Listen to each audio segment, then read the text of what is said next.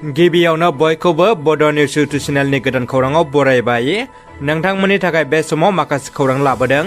भिडिअखौ जोबजासे नायलांनो दाबाव आरो चेनेलाव गोदानब्ला अन्नानै साबस्क्राइब खालामना बेल आइकनआ अलाव होनानै ला आरो भिडिअखौ लाइक कमेन्ट शेयार खालामनो गुरै खावलायबाय। दानिया फैदो दिनैनि खौराङाव। गिबि खौराङाव दङ बर' फिसानि मोनसे गोजोनथाव खौरां।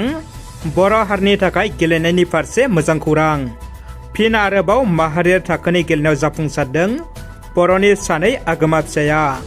गयाव जानाय 37थि नेशनेल गेम्सआव मार्शेल आर्टनि गेलेनायाव ज्योति बर'आ रुपानि मेडेल आरो दीपिका बर'आ ब्रन्जनि मेडेल देरहानो हादों।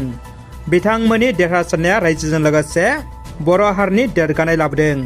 बिथांमोननि जाफुंसारनायनि गाहाम हामलायथिखौ साफ्रोमबो बर' रायजो राजाफ्रा बावहरदों। फैबाय थानाय समावबो आरो बेबायदिनो गावजों लोगोसे रायजो आरो हारिनि गोजों मुं लाखिनो हाथों बेखौ बयबो मिजिंथिदों। थारैनो दिनै नोंथांनि मबाइलाव इमारजेन्सि एलार्ट फैदों आरो बे मेसेजखौ मोनना गोबाङानो बागदावदों एबा गिखांदों जानांगौ। नाथाय गिनांगौ जेबो गैया। दिनैनि सानाव रोजा रोजा सुबुंनि स्मार्टफनाव सौहैदों इमारजेन्सि एलार्टआ। हरखाबै नोंथांनि मबाइलाव रिंखांदों नामा इमारजेन्सि एलार्ट? मानि थाखाय रिंखांखो दिनै साफ्रोमबोनि मबाइलाव एलार्ट? दसे समनि आगोल हरखाबै साफ्रोमनिबो मबाइलाव रिंखाङो एलार्टआ। खायसे सुबुंफ्रा गिखांनाय सोमजिखांदों, नाथाय दसे समनि आगोल मबाइल एलार्ट होनायखौ गिनांगौ गैया। मिरु सरकारा फोसावनाय इमारजेन्सि एलार्टनि सायाव सांग्रांथि होनायसो। साफ्रोमबो मबाइल बाहायगिरिफ्रा बेखौ लानानै गिनांगौ गैया। बिटिआरआवनो रैखाथि गैया ट्राइबेल हिन्जावसाफ्रा। फिन बोलि जानांदों सासे ट्राइबेल हिन्जावसाया। गोजोननि सोहोर क'क्राझाराव जिनाहारनि जाथाय। बिटिआरआवनो रैखाथि गैयै जादों ट्राइबेल हिन्जावफ्रा। क'क्राझाराव उन्दै ट्राइबेल हिन्जावसाखौ जिनाहारि खालामनाय जाथाय। जाथाया मैया रबिबार मोनाबिलि समाव क'क्राझार सोहोरावनो सोमजिदों। सुलुंनि बायदिब्ला जाथायनि दायनिगिरिखौ क'क्राझार पुलिसआ एरेस्ट खालामबाय। जिनाहारि खालामग्रा दायनिगिरिखौ क'क्राझार सोहोरनि खोला फारसे थानाय फटगाव बदियागरनि लंफट आनवार हुसेन 22 बोसोर बैसोनि होननानै सिनायथिनाय जादों। दुथां लंफट आनवार हुसेना मिस्ट्रि मावनो फैना सासे उन्दै हिन्जावसाखौ मेथाइ जाहोना लांना फुस्लायना जिनाहारि खालामो। जाथायखौ लाना बयबो सोमोनांदों आरो बे जाथायनि दायनिगिरि लंफटखौ गोख्रों साजा होनो रायजोफ्रा दाबि खालामदों। समाज बेरेखा हाबायाव लोब्बा थानाय 3 लाइमोनखौ पुलिसआ एरेस्ट खालामबाय। टिकियाजुलियाव 3 दाखायथि हमदों। सनितपुर जिल्लानि टिकियाजुलियाव साननि स्राङावनो दाखाथि खालामनो फैनाय 3 सुबुंफोरखौ हमदों लिलि सार्भिस स्टेशननिफ्राय पुलिसआ।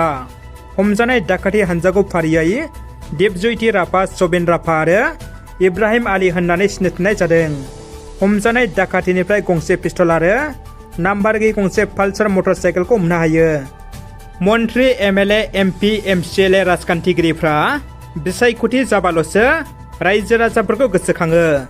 बिसायख'थि जोबलांबाथाय रायजो राजाफोरनि सुखु दुखु निदान अलखद गासैखौबो बावगारलाङो।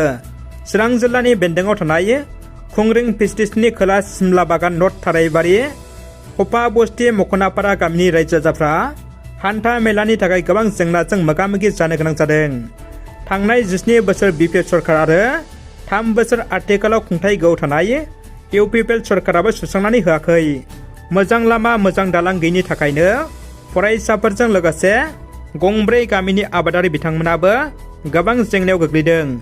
बेनिखायनो नर्थ थाराइबारि, हपा बस्ति, खोला सिमला बागान, मख'नापारा गासै गंब्रै गामिनि गावबुरा बिथांमोनजों लोगोसे रायजो राजाफ्रा खौसे गामिनि जेंनाखौ सुस्रांनांगौ होननानै आथिखालाव खुंथाय गोआव थानाय इउपिपिएल सरकार एबा प्रमद बर' बिथांखौ खौरां बिजोंनि गेजेरजों खावलायहरदों। दानिया फैदो जोबथा खौराङाव। सरदार वल्लभभाई पेटेलनि जोनोम सान 31 अक्ट'बरजों लोब्बा लाखिनानै गोजोननि थाखाय खारनाय हाबाफारि लादों क'क्राझारनि आसाम पुलिसआ। आसामनि गुबुन गुबुन थावनियाव हाबाफारि लानाय बायदिनो 30 अक्ट'बर समबारखालि क'क्राझार पुलिस बिफानाबो सरदार वल्लभभाई पेटेलनि 31 अक्ट'बरनि जोनोम सानजों लोब्बा लाखिनानै फुंबिलि समावनो गोजोननि थाखाय खारनाय मोनसे हाबाफारिखौ बानजायो। गोजोननि थाखाय खारनाय बे हाबाफारिखौ फ्लेग अफ खालामनानै होयो क'क्राझारनि एसपि पुष्पराज सिंहआ।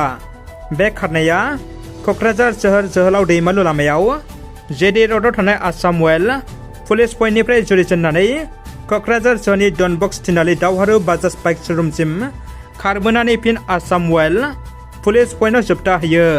मख'जाथाव दि बे गोजोननि थाखाय खारनाय हाबाफारियाव क'क्राझार पुलिस बिफाननि गोजौ थाखोनि बिबानगिरिफ्रा बाहागो लानायजों लोगोसे गोबां लाइमोनफ्राबो बाहागो लाफायो।